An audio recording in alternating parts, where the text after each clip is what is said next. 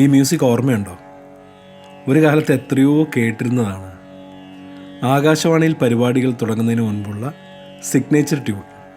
ഞങ്ങളിതിന് station തുറക്കുക എന്നാണ് പറഞ്ഞുകൊണ്ടിരുന്നത്.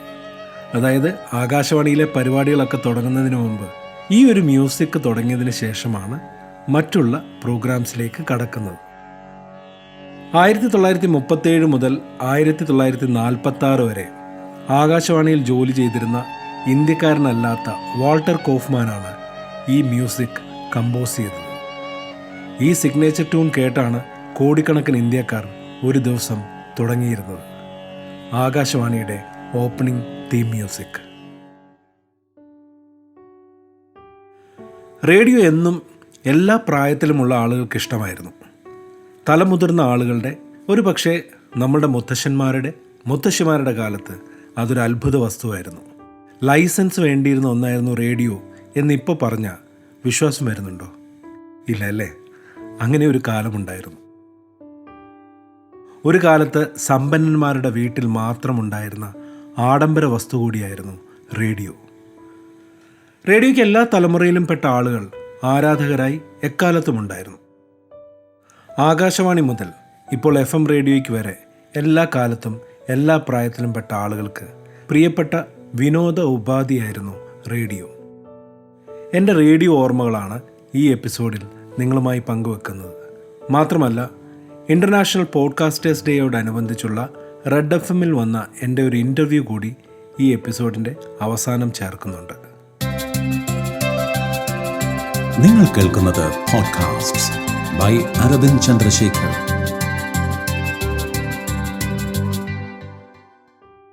മലയാളികൾക്ക് എല്ലാ കാലത്തും ഒരു റേഡിയോ മനസ്സുണ്ടായിരുന്നുവെന്ന് എനിക്ക് തോന്നാറുണ്ട്. ഇപ്പോഴും. ഞാൻ ജനിച്ച കാലം മുതൽ വീട്ടിൽ റേഡിയോ കേട്ട് ശീലിച്ച ആളാണ്. ആ കാലത്തൊക്കെ റേഡിയോ ഓരോരുത്തരുടെയും സാമ്പത്തിക സ്ഥിതി അനുസരിച്ച് ചെറുതും വലുതുമായി പല സ്ഥലങ്ങളിലും കണ്ടിരുന്നു. ഇറക്കുമതി ചെയ്ത വലിയ റേഡിയോ മുതൽ ചെറിയ ട്രാൻസിസ്റ്റർ റേഡിയോ വരെ കാണാനുള്ള ഭാഗ്യവും ഉണ്ടായിട്ടുണ്ട്. ഈ ചെറിയ ട്രാൻസിസ്റ്റർ റേഡിയോ സൈക്കിളിലൊക്കെ തൂക്കി അതുകൊണ്ട് ആളുകൾ കേട്ട് പോകുന്നതൊക്കെ എൻ്റെ ഓർമ്മയിലുണ്ട്. ഞങ്ങളുടെ നാട്ടിലൊരു റേഡിയോ ടെക്നീഷ്യൻ ഉണ്ടായിരുന്നു. അദ്ദേഹത്തിൻ്റെ പേര് റേഡിയോ ജോണി എന്നായിരുന്നു. റേഡിയോ നന്നാക്കുന്നതിലെ വൈദഗ്ധ്യമാണ് അദ്ദേഹത്തെ റേഡിയോ ജോണി എന്ന് അറിയപ്പെടാൻ കാരണം. റേഡിയോയുടെ വലുപ്പം ചെറുതായാലും വലുതായാലും അതിലൂടെ കേട്ടിരുന്ന പരിപാടികൾ എല്ലാത്തരം ആളുകളും ഒരുപോലെ ആസ്വദിച്ചിരുന്നു. പ്രധാനമായും വാർത്തകൾക്കും പാട്ടുകൾ കേൾക്കാൻ വേണ്ടിയാണെങ്കിലും എല്ലാത്തരം ആവശ്യങ്ങൾക്കും റേഡിയോ ഉപയോഗിച്ചിരുന്ന ഒരു തലമുറ അക്കാലത്തുണ്ടായിരുന്നു. ടെലിവിഷനും ഒക്കെ വളരെ മുൻപ്. ഇന്നത്തെ കുട്ടികളോട് പറഞ്ഞാൽ അവർക്ക് അത് ഊഹിക്കാൻ പോലും പ്രയാസമായിരിക്കും. വാർത്തകൾ, ചലച്ചിത്ര ഗാനങ്ങൾ, കാലാവസ്ഥ, കമ്പോള നിലവാരം തുടങ്ങി നാടകവും സിനിമയും വരെ റേഡിയോയിലൂടെ ആളുകൾ കേട്ടുകൊണ്ടിരുന്നു. റേഡിയോ നാടകങ്ങൾ ഒരു കാലത്ത് വളരെ ജനപ്രിയമായിരുന്നു. അതുപോലെ ഈ സിനിമകളുടെ ശബ്ദരേഖ എന്ന് പറയും. സംഭാഷണങ്ങളും സംഗീതവും മാത്രം കേട്ട് സിനിമ മനസ്സിൽ കണ്ടിരുന്ന ഒരു കാലം. വാർത്തകൾ കേരളത്തിൽ നിന്നും മാത്രമല്ല, ഡൽഹിയിൽ നിന്നും ഉണ്ടായിരുന്നു. ഇംഗ്ലീഷ് വാർത്തകളും സംസ്കൃത വാർത്തകളും വരെ കേട്ടിരുന്ന കാലമുണ്ട്. This is All India Radio. The news read by Meera Kanti Kalati. ഒന്നും മനസ്സിലായില്ലെങ്കിലും എല്ലാം ശ്രദ്ധയോടെ കേട്ടിരുന്നുവെന്ന് ഇപ്പോഴും ഓർക്കുന്നു. സംസ്കൃത വാർത്തകൾ വായിച്ചിരുന്ന ബലദേവാനന്ദ സാഗര എന്ന ഒരു പേര് ഇപ്പോഴും എൻ്റെ ഓർമ്മയിലുണ്ട്. അന്നൊക്കെ രാവിലെ എഴുന്നേൽക്കുമ്പോൾ ആദ്യം കേട്ടിരുന്നത് റേഡിയോയിൽ ഭക്തിഗാനങ്ങളായിരുന്നു. പിന്നീട് പ്രഭാതഭേരി എന്ന പരിപാടിയാണെന്നാണ് ഓർമ്മ. വാർത്തകളും ചലച്ചിത്ര ഗാനങ്ങളും, അങ്ങനെ ഒരുപാട് പരിപാടികൾ. ജീവിതത്തിലെ ഏറ്റവും കൂടുതൽ പാട്ടുകൾ ശ്രദ്ധയോടെ കേട്ടിരുന്നത് ആകാശവാണിയിലെ ചലച്ചിത്ര ഗാനങ്ങൾ എന്ന പരിപാടിയിലായിരുന്നു. രചയിതാവിൻ്റെയും സംഗീത സംവിധായകൻ്റെയും പാടിയവരുടെയും സിനിമയുടെയും ഒക്കെ പേരുകളും മറ്റു വിവരങ്ങളും ഒക്കെ പറഞ്ഞ് അവതരിപ്പിച്ചിരുന്ന ചലച്ചിത്ര ഗാനങ്ങൾ. ഞായറാഴ്ചകളിൽ ഈ പരിപാടിക്ക് രഞ്ജിനി എന്നായിരുന്നു പേര്. 1 മണിക്കൂറോളമാണ് ആ പരിപാടി എന്നാണ് എൻ്റെ ഓർമ്മ. അന്ന് ഈ കാസറ്റുകളും ടേപ്പ് റെക്കോർഡുകളും ഒക്കെ ചുരുക്കമായിരുന്ന ആ ഒരു കാലത്ത് കേട്ടിരുന്ന അന്നത്തെ ആ പഴയ പാട്ടുകൾ ഇപ്പോഴും മറന്നിട്ടില്ല എന്നത് സത്യമാണ്. അന്നൊക്കെ ഒരു വീട്ടിൽ നിന്ന് അടുത്ത സ്ഥലത്തേക്ക് പോകുമ്പോൾ, നമ്മുടെ വീട്ടിൽ നിന്ന് മറ്റൊരു സ്ഥലത്തേക്ക് പോകുമ്പോൾ ഓരോ വീട്ടിലും റേഡിയോ ഉറക്ക വെച്ചിരിക്കുന്നത് കൊണ്ട് തന്നെ പാട്ടുകൾ തുടർച്ചയായി കേട്ട് പോകാമായിരുന്നു.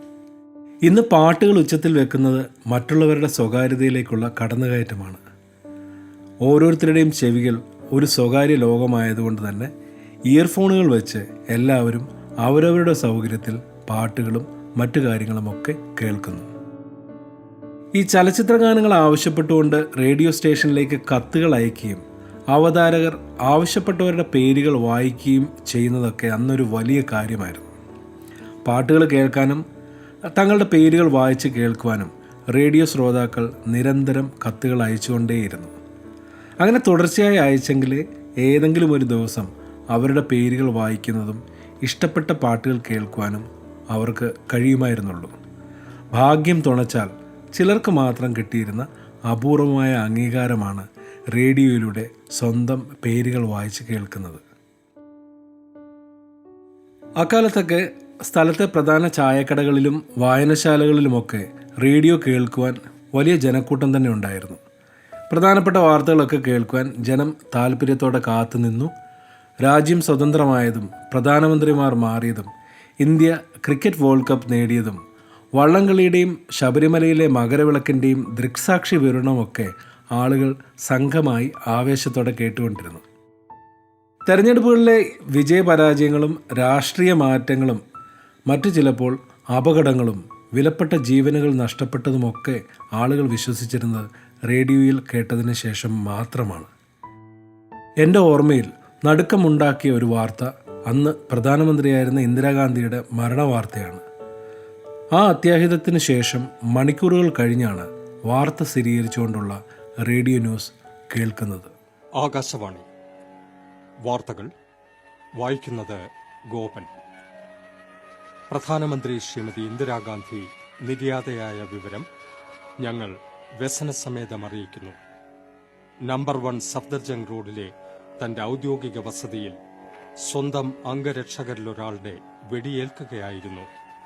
ഉടൻ തന്നെ ആശുപത്രിയിൽ എത്തിച്ചെങ്കിലും മണിക്കൂറുകളോളം ശ്രമിച്ചിട്ടും ജീവൻ രക്ഷിക്കാനായില്ല. അങ്ങനെ ഇന്ദിരാ പ്രിയദർശിനി കഥാവശേഷയായി. ലോകരാജ്യങ്ങളുടെ ഭൂപടത്തിൽ ഇന്ത്യക്കൊരു സുപ്രധാന സ്ഥാനം നേടിക്കൊടുത്ത ഭാരതത്തിന്റെ പ്രിയപുത്രിയുടെ ദാരുണമായ അന്ത്യം ലോക ജനതയെ ആകെ ഞടുക്കി. ലോക നേതാക്കൾ ഭാരതത്തിന്റെ ഈ തീരാനഷ്ടത്തിൽ അഗാധമായ ദുഃഖവും ഞടുക്കവും പ്രകടിപ്പിച്ചു. സ്പോർട്സ് പ്രേമികൾ റേഡിയോയിലൂടെ കേരളം സന്തോഷ് ട്രോഫി നേടിയതും India Benson and Hedges trophy നേടിയതുമൊക്കെ ആവേശത്തോടെ കേട്ടിരുന്നു. കഥകളും കവിതകളും സമ്പുഷ്ടമായ ചർച്ചകളുമൊക്കെ അക്കാലത്ത് രസകരമായ അനുഭവങ്ങൾ തന്നെയായിരുന്നു. ചില പേരുകളൊക്കെ എനിക്ക് ഓർമ്മയുണ്ട്. യുവവാണി, വയലും വീടും, ലളിത സംഗീത പാഠം. ഓരോ പരിപാടികൾക്കും അന്ന് ആരാധകരുണ്ടായിരുന്നു. ശബ്ദങ്ങളെ മാത്രം സ്നേഹിച്ചിരുന്ന ഒരു കാലം.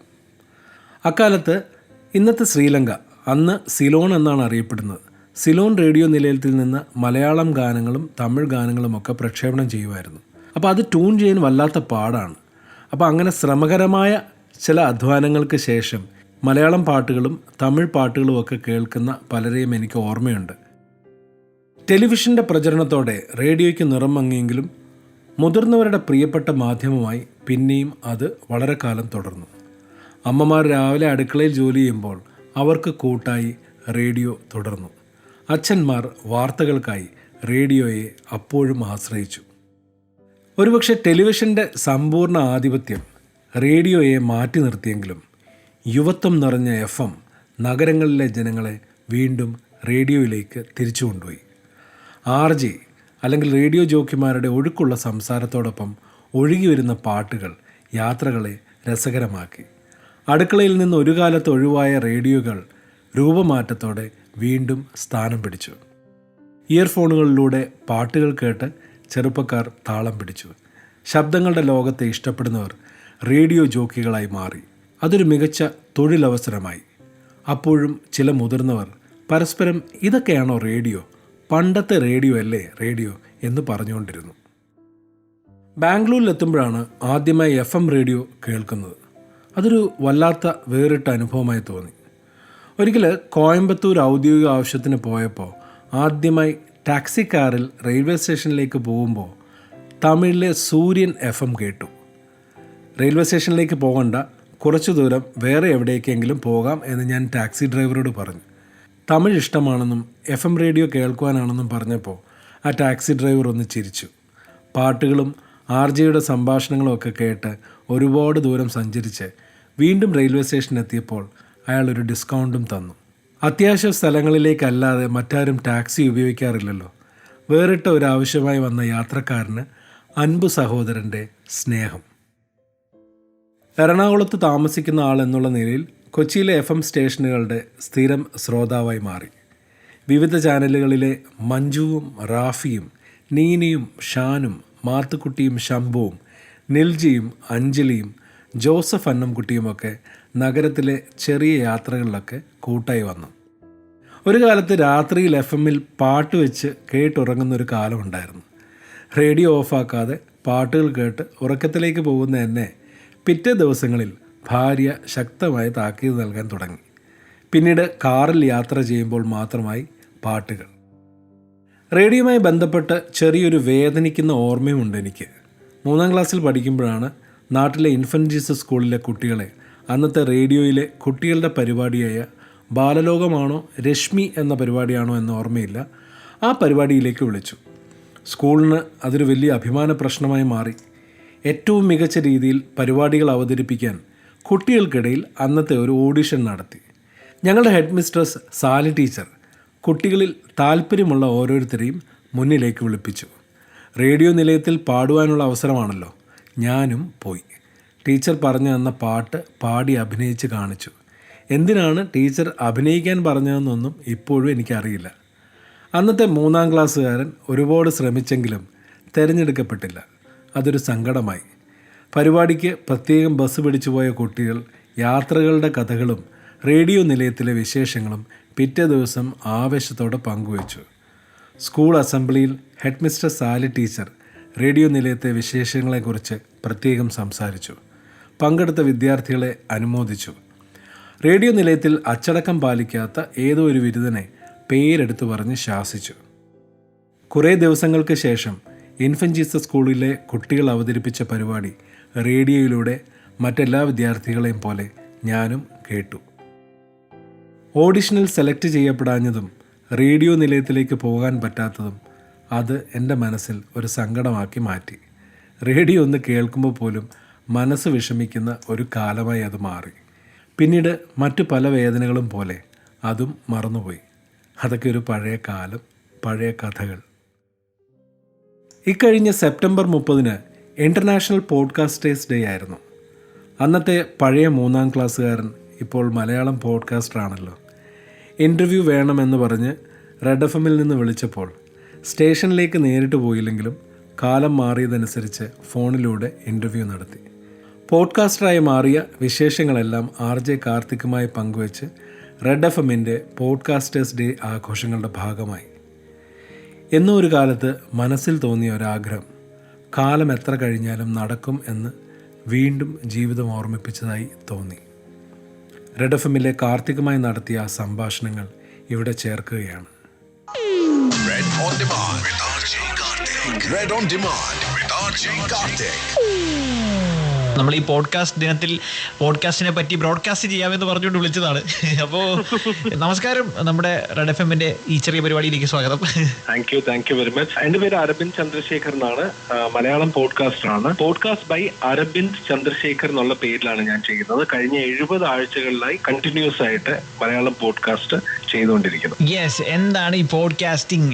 അതിലെ ഇപ്പോൾ പോഡ്കാസ്റ്റിംഗിന്റെ സാധ്യതകൾ, എങ്ങനെ പോഡ്കാസ്റ്റ് ചെയ്യാം, അതോടൊപ്പം തന്നെ അരബിന്ദിന്റെ പോഡ്കാസ്റ്റിനെ പറ്റിയിട്ടും ഒക്കെയുള്ള ഒരു വിശേഷമായിരിക്കും നമ്മൾ സംസാരിച്ചിരിക്കുക. നല്ല രസമാണ് സംസാരിച്ചിരിക്കാൻ അരബിന്ദ് ഒത്ത്. സോ കേൾക്കൂ കേട്ടുകൊണ്ടേയിരിക്കും. റെഡ് ഓൺ ഡിമാൻഡിൽ സൂപ്പർ റെഡ് FM-ൽ ഞാൻ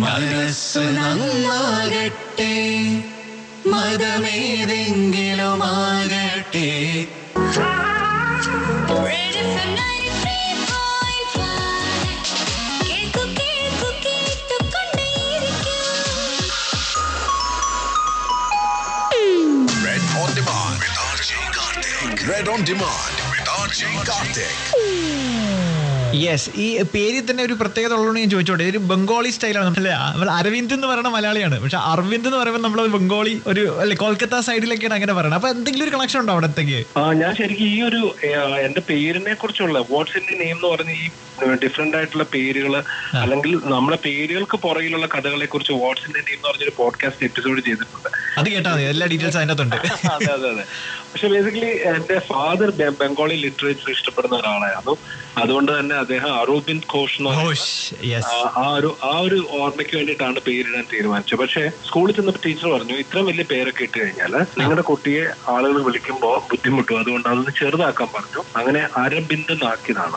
ഒരു കോംപ്രമൈസ് ആയിരുന്നു ലൈഫ് തുടങ്ങിയത്. സ്കൂളിലെ ലൈഫ് തുടങ്ങിയത് തന്നെ ഒരു കോംപ്രമൈസില്ല, പേരിലൂടെ ടീച്ചറും അച്ഛനും കൂടെ. അരവിന്ദിന്റെ ഈ സംസാരം തന്നെ രസമാണ്. അപ്പൊ പോഡ്കാസ്റ്റ് എന്തുമാത്രം രസമായിരിക്കും അല്ലെ? അപ്പോ അരവിന്ദ് ചന്ദ്രശേഖറിന്റെ പോഡ്കാസ്റ്റിന്റെ വിശേഷങ്ങൾ നമ്മൾ റെഡ് ഓൺ ഡിമാൻഡിൽ ഇന്റർനാഷണൽ പോഡ്കാസ്റ്റ് ഡേ ആയിട്ട് നമ്മൾ സംസാരിച്ചിരിക്കുകയാണ്. കീപ് ഓൺ ലിസ്ണിംഗ്, കേൾക്കൂ കേട്ടുകൊണ്ടേയിരിക്കും. Red on Demand with RJ Karthik. Red on Demand with RJ Karthik. ഞാൻ ചോദിച്ചോട്ടെ, ഇത്രയും മനോഹരമായി സംസാരിക്കുന്ന ഒരാള് എപ്പോഴെങ്കിലും റേഡിയോ ജോക്കി ആവാനായിട്ട് ശ്രമിച്ചിട്ടുണ്ടായിരുന്നു? ആ ഒരു മേഖലയിൽ പ്രവർത്തിച്ചിട്ടുണ്ടായിരുന്നു? എന്തായിരുന്നു സംഭവം? എന്റെ കരിയർ തുടങ്ങി കഴിഞ്ഞപ്പോഴത്തേക്ക് നമുക്ക് ആക്ച്വലി ഇങ്ങനെ ഈ ലിറ്ററേച്ചറും അല്ലെങ്കിൽ വായിക്കുകയൊക്കെ ചെയ്യുന്നതുകൊണ്ടും അത്യാവശ്യം ഇങ്ങനെയുള്ള കാര്യങ്ങളൊക്കെ ഇഷ്ടമായതുകൊണ്ട് എനിക്ക് എപ്പോഴും ഒരു മീഡിയ സ്പേസ് ഇഷ്ടമായിരുന്നു. പക്ഷെ ഞാൻ കരിയർ തുടങ്ങുമ്പോഴത്തേക്ക് എന്റെ കരിയർ തുടക്കം സെയിൽസിലും അത് കഴിഞ്ഞതിന് ശേഷം പിന്നീട് ഞാൻ ഇവന്റ് മാനേജ്മെന്റിലേക്ക് ആയി. ഇപ്പൊ 23 വർഷമായിട്ട് ഇവന്റ് മാനേജ്മെന്റ് ഇൻഡസ്ട്രിയിലാണ്. ഒരു പക്ഷേ എനിക്ക് അന്ന് അറിയാമായിരുന്നെങ്കിൽ ഞാൻ ഒരു RJ ആവാനുള്ള ശ്രമം നടത്തി നോക്കാമായിരുന്നു. നമ്മുടെ റേഡിയോ ബൂമൊക്കെ തുടങ്ങുന്നതിന് മുന്നേ തന്നെ ഈ ഒരു മേഖലയിൽ സജീവമായി എന്ന് തോന്നി, ഇവന്റ് മേഖലയിൽ. അതെ. അതുകൊണ്ട് തന്നെയാണ് ഒരു പക്ഷെ അല്ലെങ്കിൽ എനിക്ക് ഭയങ്കര ഇഷ്ടമാണ് സംസാരിക്കാൻ, ഇഷ്ടമാണ് ആളുകളെ പരിചയപ്പെടാൻ, ഇഷ്ടമാണ് ആളുകളുടെ ലൈഫ് എക്സ്പീരിയൻസ് കേൾക്കാൻ ഇഷ്ടമാണ്, അങ്ങനെയുള്ള പുസ്തകങ്ങൾ വായിക്കാൻ ഇഷ്ടമാണ്. പൊതുവെ ഇങ്ങനെയുള്ള കാര്യങ്ങളെല്ലാം ഇഷ്ടമാണ്. പോഡ്കാസ്റ്റ് ബൈ അരവിന്ദ് ചന്ദ്രശേഖർ എന്ന് സെർച്ച് ചെയ്താൽ ഒരുപാട് രസകരമായിട്ടുള്ള വർത്തമാനം നിങ്ങൾക്ക് കേൾക്കാൻ പറ്റും കേട്ടോ. അപ്പം ഇന്ന് ഇന്റർനാഷണൽ പോഡ്കാസ്റ്റ് ഡേ ആണ്, അതുകൊണ്ടാണ് നമ്മൾ അരവിന്ദുമായി സംസാരിച്ചിരിക്കുന്നത്. സംസാരം തുടരും റെഡ് ഓൺ ഡിമാൻഡിൽ. കേൾക്കൂ കേട്ടുകൊണ്ടേയിരിക്കും. ഞാൻ കാർത്തികാണ്. സൂപ്പർ.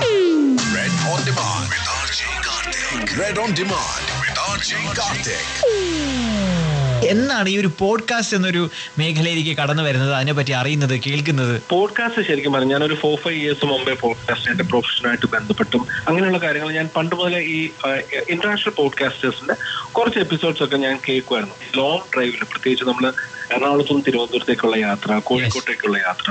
അപ്പൊ അങ്ങനെയാണ് ഞാൻ വിചാരിച്ചു ഈ BBC ഇംഗ്ലീഷ് ന്യൂസിന്റെ പോഡ്കാസ്റ്റ് ഫോർമാറ്റ് ഉണ്ട്, അത് കേൾക്കാൻ തുടങ്ങി. അതുപോലെ തന്നെ ടെഡെക്സിന്റെ, നമ്മൾ യൂട്യൂബിൽ ടെഡെക്സിന്റെ കാണുന്ന പോലെ തന്നെ നമ്മുടെ അവരുടെ പോഡ്കാസ്റ്റ് ചാനലിലൂടെ കേൾക്കുമായിരുന്നു. സെലക്ട് ചെയ്ത് കുറച്ച് പോഡ്കാസ്റ്റ് സ്ഥിരമായിട്ട് ഈ ലോങ് ഡ്രൈവിലൊക്കെ കേൾക്കാൻ തുടങ്ങി. അങ്ങനെ അത് ഭയങ്കരമായിട്ട് ഇഷ്ടപ്പെട്ടു.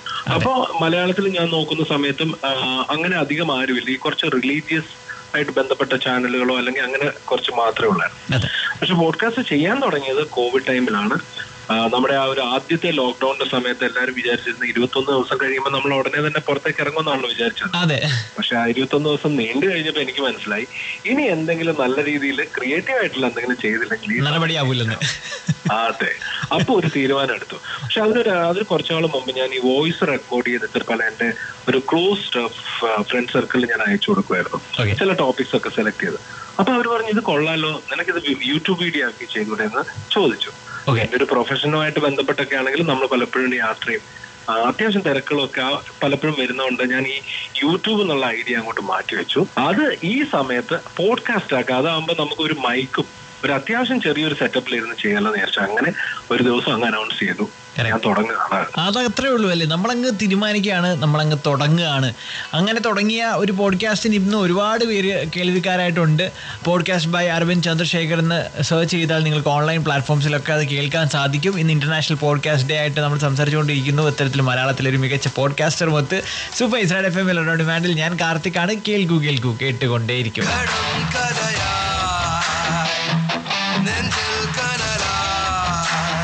Red on Demand with RJ Karthik. ഈ ശബ്ദം കേൾക്കുമ്പോൾ തന്നെ നമ്മുടെ മനസ്സിലെ സങ്കടങ്ങളൊക്കെ പറയാൻ തോന്നുന്ന ഒരു സുഹൃത്തിന്റെ ശബ്ദമായിട്ടാണ് എനിക്ക് ഫീൽ ചെയ്യുന്നത്. എനിക്കിപ്പോൾ തന്നെ ഒരുപാട് കാര്യങ്ങൾ ഷെയർ ചെയ്യണമെന്നുണ്ട്, അത്രയും കണക്ട് ഫീൽ ചെയ്യുന്നുണ്ട് കേട്ടോ. അപ്പോൾ അത്രയും നല്ലൊരു സുഹൃത്തിന്റെ ഒരു സൗഹൃദപരമായിട്ടുള്ള ഒരു ശബ്ദവും കൂടിയാണ്. അപ്പോൾ അങ്ങനെയുള്ള റെസ്പോണ്ടുകളൊക്കെ വന്നിട്ടുണ്ടോ? പറയൂ. കാർത്തിക്, എനിക്ക് ആക്ച്വലി സത്യം പറയാലോ, എന്നോട് നേരിട്ട് സംസാരിക്കുന്നതിനേക്കാൾ എന്നെ ഫോണിൽ വിളിച്ച് സംസാരിക്കാൻ എന്റെ ഭാര്യ പോലും പറയാറുണ്ട്. ഞാൻ ഫോണിലൂടെ കേൾക്കുമ്പോ ഞാൻ വേറൊരു രീതിയിലാണ് സംസാരിക്കുന്നത് അല്ലെങ്കിൽ വേറെ രീതിയിലാണ് കേൾക്കുന്നതെന്നൊക്കെ എന്റെ ഭാര്യ എന്നെ കളിയാക്കാറുണ്ട്. എന്റെ അടുത്ത സുഹൃത്തുക്കളും പറയാറുണ്ട്. കുറച്ചാൾ മുമ്പ് ഇതുപോലെ എനിക്ക് ഒരാൾ എന്നെ വിളിച്ചിട്ട് എന്നെ കാണണമെന്ന് പറഞ്ഞു. അപ്പൊ ഞാൻ ചെന്ത് പറ്റിയല്ല നിങ്ങളുടെ ശബ്ദം കേട്ടപ്പോ എനിക്ക് കാണണമെന്ന് തോന്നി പറഞ്ഞു. അപ്പൊ എനിക്കിതൊക്കെ സ്ട്രേഞ്ച് ആയിട്ട് തോന്നി. പക്ഷെ പോഡ്കാസ്റ്റ് ചെയ്ത് കഴിഞ്ഞപ്പോ മനസ്സിലായി ഓക്കെ ഇതിന്റെ പുറകിൽ എന്തെങ്കിലും ഒരു കാര്യം ഉണ്ടാവുമല്ലോ, ആളുകൾക്ക് മനസ്സിൽ തോന്നാവുന്ന കാര്യങ്ങൾ ഉണ്ടാവും എന്ന് വിചാരിച്ചു. അതെ. അപ്പൊ അങ്ങനെ അത്തരത്തിൽ ഈ ഒരു പോഡ്കാസ്റ്റ് തുടങ്ങി കഴിഞ്ഞപ്പോഴത്തേക്കും എങ്ങനെയുണ്ട് റെസ്പോൺസ് ഒക്കെ? എങ്ങനെയുണ്ട് നമ്മുടെ ഇവിടെ നാട്ടുകാർ കേൾക്കുന്നുണ്ടോ പോഡ്കാസ്റ്റ് എന്ന് പറഞ്ഞൊരു കൾച്ചർ ഉണ്ടോ ഇവിടെ? കാർത്തിക്, ഇത് പോഡ്കാസ്റ്റ് ലിസണിംഗ് എന്ന് പറയുന്ന ഒരു കൾച്ചറാണ്. നമ്മൾ വിഷ്വൽ ലോകത്തിലാണ്. നമ്മൾ ഈ പറഞ്ഞ പോലെ ടെക്നോളജി വളർന്നെങ്കിലും ഇന്ത്യക്കാർ നമ്മളിപ്പോഴും സിനിമയാണെങ്കിൽ ഇപ്പൊ സിനിമയുടെ പുതിയ രൂപം OTT പ്ലാറ്റ്ഫോം, വ്ലോഗേഴ്സിന്റെ വീഡിയോസ്, ഇതൊക്കെ നമ്മൾ കണ്ടുകൊണ്ടിരിക്കുകയാണ്. അപ്പൊ ആ ഒരു വിഷ്വൽ വേൾഡിൽ നിന്ന് കുറച്ച് മാറി ഒന്ന് സമാധാനമായിട്ട് ഇരിക്കണമെന്ന് ആഗ്രഹിക്കുന്ന അല്ലെങ്കിൽ അതിന് പറ്റുന്ന ഒരു അറ്റ്മോസ്ഫിയർ ഉണ്ടാകുമ്പോഴാണല്ലോ ആ ഒരു കൾച്ചർ ഉണ്ടാകുന്നത്. ഇപ്പൊ യൂറോപ്പിലാണെങ്കിലും അമേരിക്കയിലൊക്കെ ആണെങ്കിലും അവർക്ക് ലോങ് ഡ്രൈവ്സ് ഉണ്ട്. ഒരു ദിവസം ചിലപ്പോൾ 45 മിനിറ്റ്സ് ഡ്രൈവ് ചെയ്തിട്ടായിരിക്കും പോകുന്നത്. അല്ലെങ്കിൽ അവരൊരു ക്ലീൻ ചെയ്യുന്ന സമയത്ത് അല്ലെങ്കിൽ മറ്റുള്ള എന്തെങ്കിലും അവർ കേട്ടുകൊണ്ട് ചെയ്യാൻ പറ്റുന്ന ജോലികളൊക്കെ ചെയ്യുമ്പോഴാണ് അവർ കൂടുതലും പോഡ്കാസ്റ്റ് കേൾക്കുന്നത്. നമുക്ക് ആ ഒരു വിഷ്വൽ വേൾഡിൽ നിന്ന് ഒരു ലിസണിങ് കൾച്ചറിലേക്ക് വരാനുള്ള സമയമായി എനിക്ക് തോന്നുന്നു. ഇപ്പം അതിനൊരു നല്ലൊരു അവയർനെസ് വരുന്നുണ്ട്. 2-3 വർഷമായിട്ട് മലയാളത്തില് സജീവമായിട്ട് പോഡ്കാസ്റ്റേഴ്സ് ഉണ്ട്.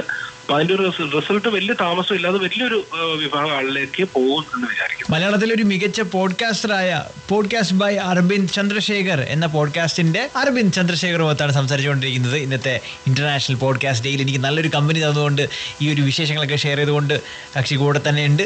സോ നിങ്ങളും കൂടെ കേട്ടുകൊണ്ടിരിക്കുകയാണെന്ന് വിശ്വസിക്കുന്നു. Keep on listening. Super red FM on ഡിമാൻഡിൽ ഞാൻ കാർത്തിക്. ഇത് ഒരുപാട് പേർക്ക് ഒരു പോഡ്കാസ്റ്റർ ആകാനുള്ള പ്രചോദനം നൽകട്ടെ എന്നും ആഗ്രഹിക്കുകയാണ്. കേൾക്കൂ കേട്ടുകൊണ്ടേയിരിക്കും.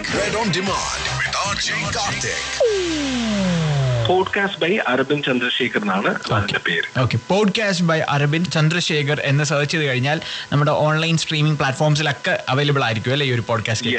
യെസ്, ഇത് കിട്ടുന്നത് എല്ലാ പ്ലാറ്റ്ഫോമിലുണ്ട്. ഇതിന് ഡെഡിക്കേറ്റഡ് ആയിട്ടുള്ള പോഡ്കാസ്റ്റ് പ്ലാറ്റ്ഫോംസ് ഉണ്ട്. നിങ്ങൾക്ക് നേരിട്ട് കേൾക്കണമെങ്കിൽ ഗൂഗിളിൽ സെർച്ച് ചെയ്ത് കഴിഞ്ഞാൽ നേരെ കേൾക്കാൻ പറ്റും. അതല്ലെങ്കിൽ ഗൂഗിൾ പോഡ്കാസ്റ്റ് എന്ന് പറയുന്ന ആപ്ലിക്കേഷൻ ഇൻസ്റ്റാൾ ചെയ്യാം. ആപ്പിളിലെ ഐഫോണിലെല്ലാം ഡീഫോൾട്ട് ആയിട്ട് ആപ്പിൾ പോഡ്കാസ്റ്റ് ഉണ്ട്. പക്ഷെ പലരും സ്പേസ് ഇല്ലാതെ വരുമ്പോൾ ആദ്യം ഡിലീറ്റ് ചെയ്യുന്ന ആപ്ലിക്കേഷനാണ് ഈ ആപ്പിൾ പോഡ്കാസ്റ്റ്. പിന്നെയാണ് അറിയുന്നത് ഇത് ഈ പർപ്പസിന് വേണ്ടിയിട്ടായിരുന്നോ എന്ന് ഉദ്ദേശിക്കുന്നത്. അതെ, സ്പോട്ടിഫൈയിലുണ്ട്, ഗാനയുണ്ട്, ഒരുപാട് പ്ലാറ്റ്ഫോംസിൽ അവൈലബിൾ ഉണ്ട്. ഇന്ന് ഇന്റർനാഷണൽ പോഡ്കാസ്റ്റ് ഡേ ആണ്. അതുകൊണ്ട് തന്നെ നമ്മൾ മലയാളത്തിൽ ഒരു മികച്ച പോഡ്കാസ്റ്റർ അരവിന്ദ് ചന്ദ്രശേഖറും അത് സംസാരിച്ചുകൊണ്ടിരിക്കുകയായിരുന്നു. സോ പോഡ്കാസ്റ്റിന്റെ വിശേഷങ്ങളൊക്കെ കേട്ടുകൊണ്ടിരിക്കുമ്പോൾ നിങ്ങൾക്ക് തോന്നുന്നുണ്ടോ ഒരു പോഡ്കാസ്റ്റ് ഒക്കെ സ്റ്റാർട്ട് ചെയ്യണമെന്ന്? അരവിന്ദ് പറഞ്ഞു ഇറ്റ്സ് വെരി ഈസി. ഒരു ചെറിയ മൈക്ക് സെറ്റപ്പ് ഒക്കെ ഉണ്ടെങ്കിൽ, മനസ്സിലൊരു പാഷൻ ഉണ്ടെങ്കിൽ you can also start podcasting എന്നുള്ളതാണ്. അപ്പോൾ അതിനായിട്ട് പ്രചോദനം കിട്ടണമെങ്കിൽ എന്ത് ചെയ്യണം? Keep on listening. ഉണ്ട് പ്രചോദനം റെഡ് ഓൺ ഡിമാൻഡിൽ. പോഡ്കാസ്റ്റേഴ്സ് ആവാനായിട്ട് താല്പര്യമുള്ളവർക്കായിട്ട് ഒരു കമ്മ്യൂണിറ്റി ഉണ്ട്. പറയാം അതിനെപ്പറ്റി. കേൾക്കൂ കേട്ടുകൊണ്ടേയിരിക്കും. Super red FM red on ഡിമാൻഡിൽ ഞാൻ കാർത്തിക്. പെട്ടെന്നൊരു യാത്ര പോവാണ്. ശരി കൂടെ പോകുമ്പോഴത്തേക്കും നമുക്ക് റിലവൻ്റ് ആയിട്ടുള്ളൊരു ടോപ്പിക്ക് നമുക്ക് പറയുന്ന ഒരു പോഡ്കാസ്റ്റ് സെലക്ട് ചെയ്ത് കഴിഞ്ഞാൽ അതൊരു ഇൻഫോർമേറ്റീവ് ആയിട്ടുള്ള കാര്യമാണ് അല്ലെ? ടെഡ് ടോക്കൊക്കെ അതുപോലെയുള്ള കാര്യങ്ങളാണ്. നമുക്ക് ഇങ്ങനെ കേട്ട് ആ ഒരു യാത്ര വളരെ പ്രൊഡക്റ്റീവ് ആയിട്ടുള്ള ഒരു ജേർണി ആക്കി മാറ്റാൻ പറ്റും അല്ലെ ഇത്തരത്തിൽ പോഡ്കാസ്റ്റിന്? പല ടോപ്പിക്കുണ്ട്. കോമഡി ചെയ്യുന്ന ആൾക്കാരുണ്ട്. ഞാൻ കുറച്ചുകൂടെ ഈ പറയുന്ന പോലെ എന്റെ പേഴ്സണൽ എക്സ്പീരിയൻസ് ആണ്, പേഴ്സണൽ ജേർണൽസ് ആണ്. ഞാനിപ്പോ എന്റെ ഇഷ്ടങ്ങൾ, എന്റെ എല്ലാ പോഡ്കാസ്റ്റിലും എന്റേതായ ഒരു അനുഭവം അതിനകത്ത് ഉണ്ടാവും. അതിനകത്ത് സിനിമയുണ്ട്, എന്റെ യാത്രകളുണ്ട്, അല്ലെങ്കിൽ വായിച്ച പുസ്തകമുണ്ട്, എനിക്ക് അറിയാവുന്നവരെ കുറിച്ച് ചെയ്തിട്ടുണ്ട്, ട്രിബ്യൂട്ട്സ് ഉണ്ട്. ഞാൻ ബാലഭാസ്കറിന്റെയും SP ബാലസുബ്രഹ്മണ്യത്തിനെയും ട്രിബ്യൂട്ട് ചെയ്തിരുന്നു.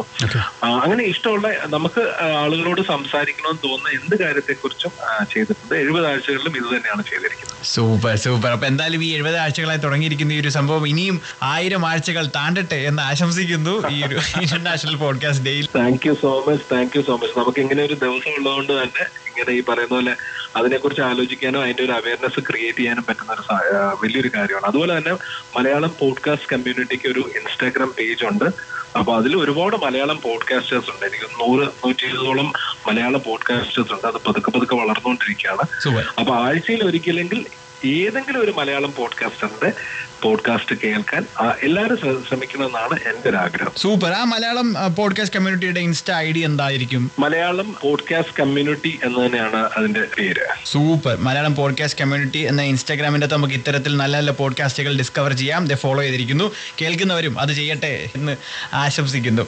അപ്പോൾ thank you so much Aravind, നമ്മളോടൊപ്പം സ്പെഷ്യൽ ആയിട്ട് വന്നതിന്. Thank you so much. And ഈ ഒരു പോഡ്കാസ്റ്റ് ഇന്റർനാഷണൽ പോഡ്കാസ്റ്റേഴ്സ് ഡേയിൽ ഈ ഒരു കാര്യം ഓർത്തതിനും സംസാരിച്ചതിനും ഒരുപാട് നന്ദി. അപ്പോൾ മലയാളം പോഡ്കാസ്റ്റ് കമ്മ്യൂണിറ്റി എന്ന ഇൻസ്റ്റാഗ്രാം പേജ് ഫോളോ ചെയ്യൂ. ഇത്തരത്തിൽ ഒരുപാട് മികച്ച പോഡ്കാസ്റ്റേഴ്സിനെ നിങ്ങൾക്ക് അവിടെ പരിചയപ്പെടാം. ഇന്ന് നമ്മളോടൊപ്പം സംസാരിച്ചത് ഇന്റർനാഷണൽ പോഡ്കാസ്റ്റ് ഡേയിൽ അരബിന്ദ് ചന്ദ്രശേഖർ, പോഡ്കാസ്റ്റ് ബൈ അരബിന്ദ് ചന്ദ്രശേഖർ എന്നൊരു പോഡ്കാസ്റ്റ് റൺ ചെയ്യുന്ന അരബിന്ദ് ചന്ദ്രശേഖറാണ് സംസാരിച്ചത്. കേട്ടുകൊണ്ടിരുന്നത് റെഡ് ഓൺ ഡിമാൻഡ് ഓൺ സുബൈസ് റെഡ് FM വിത്ത് മീ കാർത്തികാണ്. കേൾക്കൂ കേട്ടുകൊണ്ടേയിരിക്കും.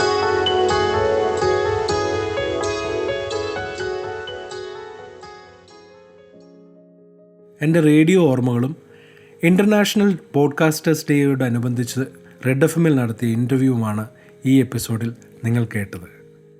ഈ എപ്പിസോഡ് ഇവിടെ പൂർണ്ണമാകുകയാണ്. പോഡ്കാസ്റ്റ് ബൈ അരബിന്ദ് ചന്ദ്രശേഖർ എന്ന ഇൻസ്റ്റാഗ്രാം, ഫേസ്ബുക്ക് പേജിലൂടെ പോഡ്കാസ്റ്റിനെ കുറിച്ചുള്ള അഭിപ്രായങ്ങളും നിർദ്ദേശങ്ങളും എന്നെ അറിയിക്കുമല്ലോ. ഡിസ്ക്രിപ്ഷനിൽ നൽകിയിട്ടുള്ള ലിങ്കിൽ ക്ലിക്ക് ചെയ്ത് വോയിസ് മെസ്സേജായും അഭിപ്രായങ്ങൾ അറിയിക്കാവുന്നതാണ്. അടുത്ത എപ്പിസോഡിൽ കേട്ടുമുട്ടുന്നതുവരെ എല്ലാവർക്കും ഹൃദ്യമായ നന്ദി.